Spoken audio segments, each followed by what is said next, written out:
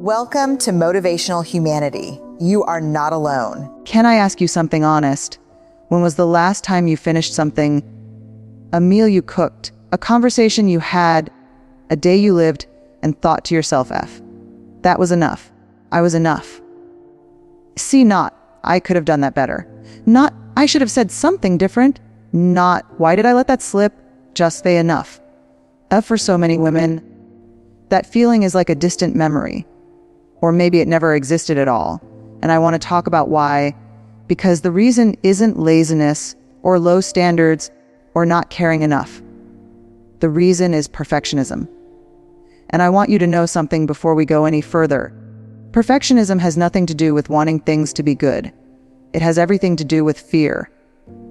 Fear of being judged. Fear of being found lacking. Fear that if you aren't perfect, you aren't worthy of love. That's not ambition. That's a wound wearing ambition's clothes. If you've been watching this channel for a while, I know something about you. You are someone who has given a great deal of yourself.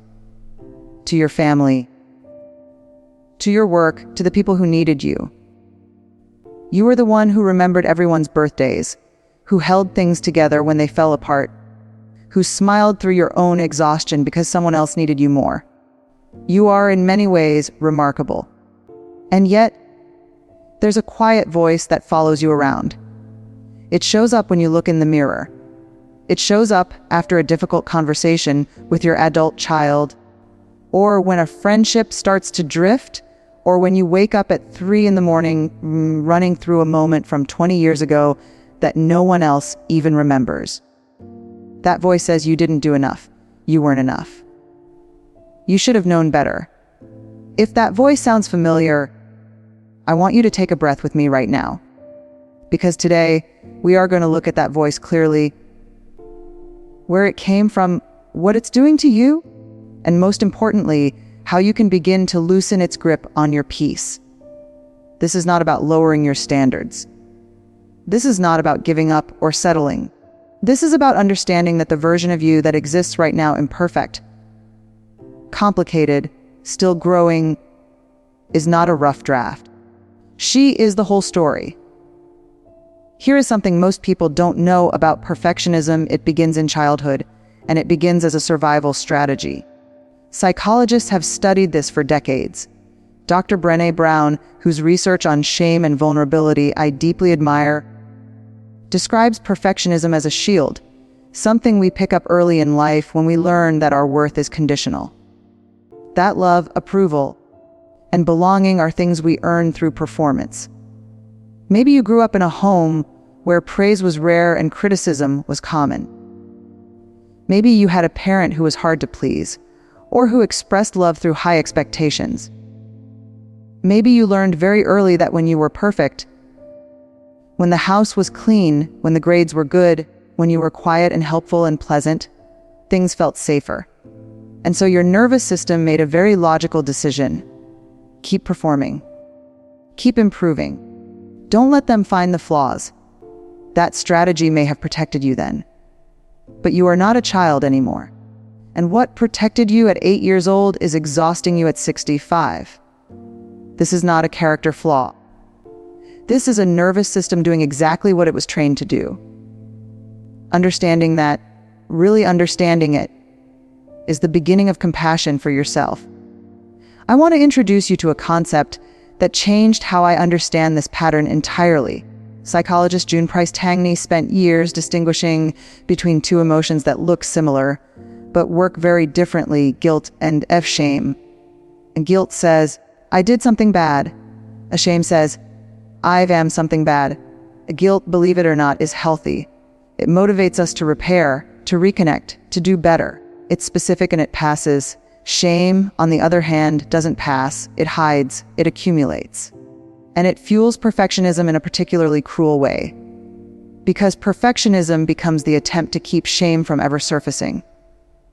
If I am flawless, no one can see what I really am. If I never make a mistake, the shameful thing at the center of me stays hidden. Think about that for a moment.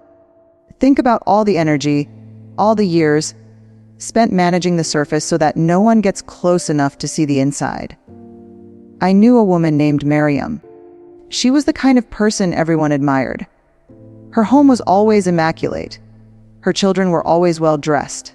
She never arrived anywhere late and never left anything unfinished. From the outside, she seemed to have everything together. But in private, she was exhausted in a way that sleep couldn't fix. She told me once, I don't even know how to relax. When I sit still, all I feel is the list of things I haven't done yet. Miriam wasn't lazy. She wasn't unmotivated. She was a woman who had been carrying shame since she was a little girl.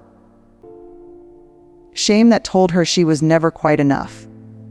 And perfectionism was the armor she wore every single day to keep that shame from being seen. The armor worked, but it was also crushing her. Here's one of the most painful features of perfectionism: it moves the goalposts. Finish one thing, and your mind immediately goes to what you missed. Achieve something remarkable, and within 24 hours, you're already measuring yourself against the next standard. Receive a compliment, and the first thing you do is mentally list all the reasons it isn't quite accurate. Psychologists call this hedonic adaptation, our brain's tendency to normalize positive experiences very quickly. But for perfectionists, there's an additional layer. There's an inner critic that is specifically trained to discount success and amplify failure. This is why perfectionism is not a path to achievement. It is a treadmill.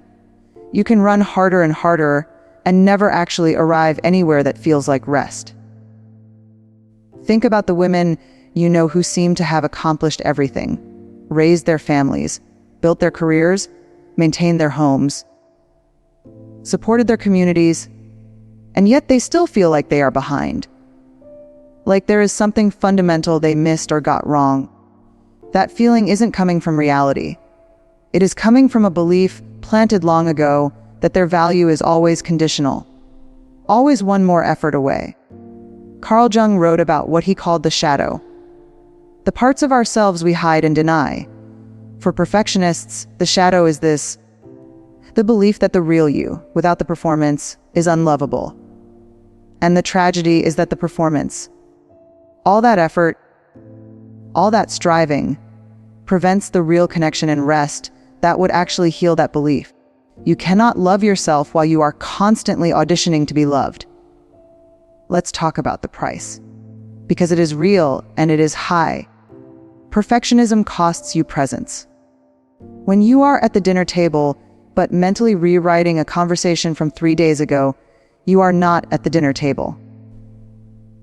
When you are playing with your grandchild, but part of your mind is cataloging everything that went wrong this week, you are not fully with that child. When someone offers you love, genuine, imperfect, human love, and your first instinct is to wonder what they haven't seen yet, you cannot receive it. Perfectionism takes you out of the present moment and deposits you in a courtroom where you are both the defendant and the judge. Research in developmental psychology, particularly the work of Erik Erikson and his stages of human development, tells us that the central psychological task of this stage of life is what he called ego integrity, the ability to look back on your life and say, it was mine, it had meaning, I accept it.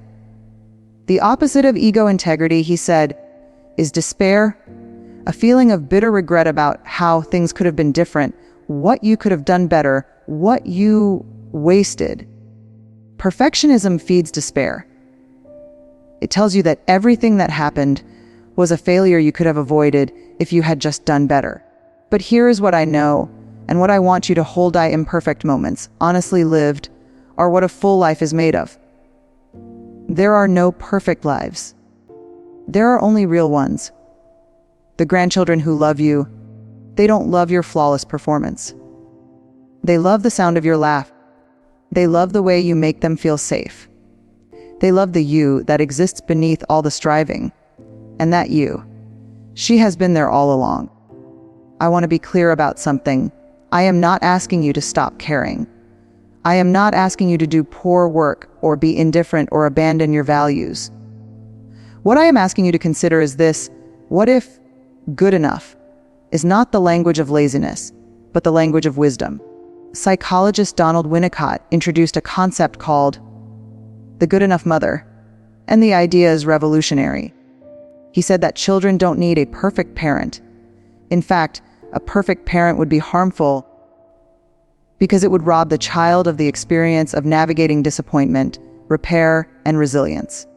What children need, and what all human beings need, is someone who is good enough, present enough, caring enough, there enough. Good enough is not settling. Good enough is human. The women I have watched age with the most grace, with the most genuine peace, not the performed kind, but the deep, quiet kind, are not the women who did everything perfectly.